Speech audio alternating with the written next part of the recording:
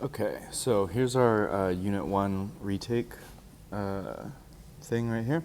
Okay, so some of the questions are going to be density and volume, okay? So the main thing here is if we see a picture like this, there's two things that we should see to get the density, right? So just a reminder, density equals mass divided by volume, right? And so we need two things. We need the mass and the volume. So let's do first things first. I see a mass here, right? So hopefully we're all looking at the scale. That's where we find mass. And then another hint is G for grams. So 104.3. Well, let's just go ahead and put that in, right? So we're looking for density. So let's put 104.3. We still have no volume yet. So we have this picture over here. Let's take a look. So hopefully for volume, we're looking at this graduated cylinder, right? And then this is kind of a weird shaped object. So this is the classic way to do it. This water started at 400 mLs. We put 400 mLs of water into this graduated cylinder, and then when we put the object in, it got pushed up to 514.1.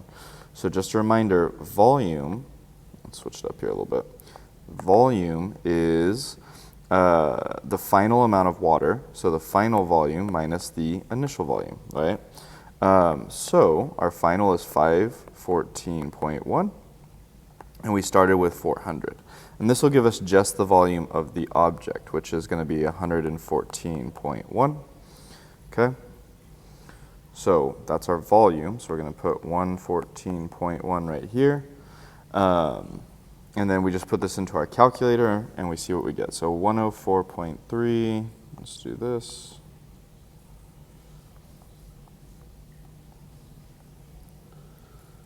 104.3 divided by 114.1. Notice that I put the 104.3 first. I didn't put the bigger number first. I went in order of the equation, and I get 0.91. Okay. So 0.91, and then this would be grams per ml or grams per centimeter cubed, and that would be my answer. And some of these questions might just ask for the volume. Well, you don't have to do anything other than this part, right? You just subtract these two numbers right here, right? This extra volume here came from this object here, right? It pushed the water up that much. So these are really simple. Use the scale to get the mass, okay? Use the graduated cylinder to get the volume. If you just need the volume, just do this part. If you need both, right, to get density, then go ahead and put it into your equation right here. And make sure you do the correct units, okay? So the problem, it is 0.91 grams per ml. If you put 0.91 grams, that's wrong. If you put 0.91 mLs, that's wrong. Density is a mass unit divided by a volume unit, okay?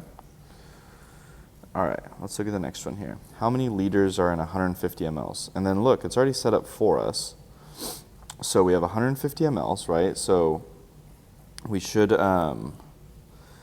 see here that we started with our given, right? So 150 mLs, and then we put in a conversion. So look, this is correct, right? In the sense that we have mLs here and we have mLs down here, and we're trying to get to liters, so we put Ls here. So the units are all set up correctly, but I noticed that this problem right here is saying that for every 1,000 liters, you have 1 ml. Hopefully that's ringing some alarm bells in your head. Hopefully you understand that's incorrect. When you look, or if you don't remember it all, you look at your notes and what you find is something like this. 1 L equals 1,000 ml.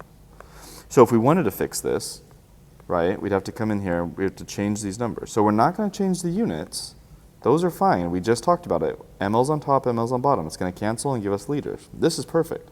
We just got to go in and fix those numbers. It's 1 L is 1,000 mLs. And then since it's 150 over 1,000, we're going to divide, and we're going to get 0.15 L. Okay? That's it. All right, let's look at another one of these. So this is another one. It's kind of set up for us. This time we're just trying to figure out what X is. I'm going to go ahead and erase X so we have room. So it looks like we're starting with grams, and we want to get to milligrams. So the thing that we need to do then is we need to cancel out this grams, and so I need grams down here. Well, so we have 1,000 mg, so how many grams would that be? Well, again, if you look at your notes, you'll see something like 1 gram equals 1,000 mg, and then you'll know that there should be a 1 here. And so this time we're timesing by 1,000, right? So we're going to end up with 3,700 And then again, grams is canceled, so we have mg. So that's all that is, right? Pretty straightforward and easy. And then lastly, we have scientific notation. So we have two of these. Okay, so remember, scientific notation, we're always trying to fit a decimal here and then times by 10 to the some power, right? Same here, we're gonna put the decimal there.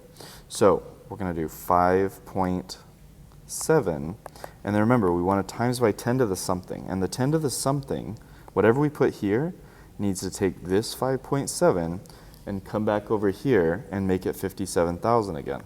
So we want, I noticed that 5.7 is a small number compared to 57,000. So that tells me that I need this to be a positive number to make this bigger. And then I know that originally we put the decimal here and we want it to go back 1, 2, 3, 4 spaces. So this is going to be 10 to the 4th, right? And if you test it out, 5.7 times 10 to the 4th, you'd go 1, 2, 3, 4, and you'd get 57,000, right? So that's an easy way to test it. All right, lastly, again, we're going to put the decimal behind the first number, so 5.93. We're going to times by 10.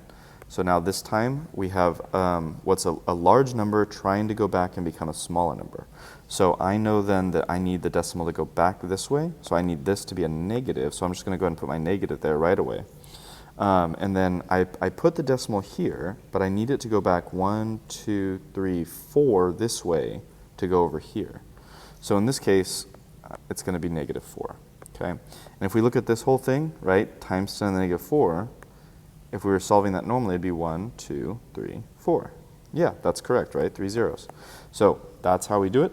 It's pretty easy, pretty straightforward.